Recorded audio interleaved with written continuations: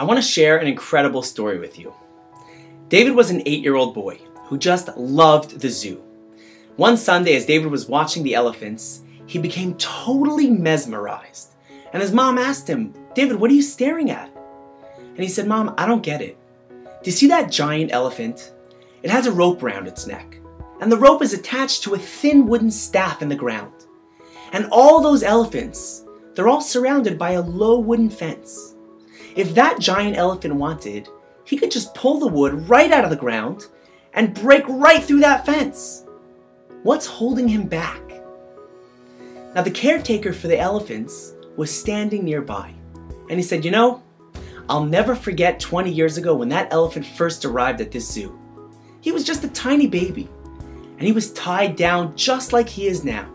And he tried to snap the rope, and he banged into the fence over and over again. But when he realized that he couldn't break out, he just gave up, and he never tried again. And even though he looks really big, in his mind, he's still just a baby elephant that's stuck. So he doesn't try anymore." At the Passover Seder, we all talk about the Jewish people's journey from slavery to freedom. But we're not just celebrating freedom from physical slavery. After 210 years of slavery, the Jewish nation actually believed in their hearts and in their minds that they are a slave nation. Just like the elephant, who gave up and accepted its fate to be tied to that staff. On Passover, they didn't just physically leave Egypt. They left that slave mindset, and they became truly free.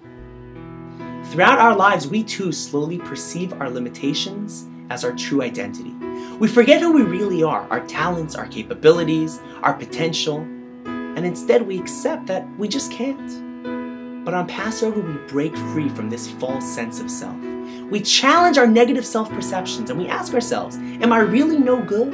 Or is this just who I've become to believe I am? On Passover, we break free from the slave mentality and we start becoming who we really want to be.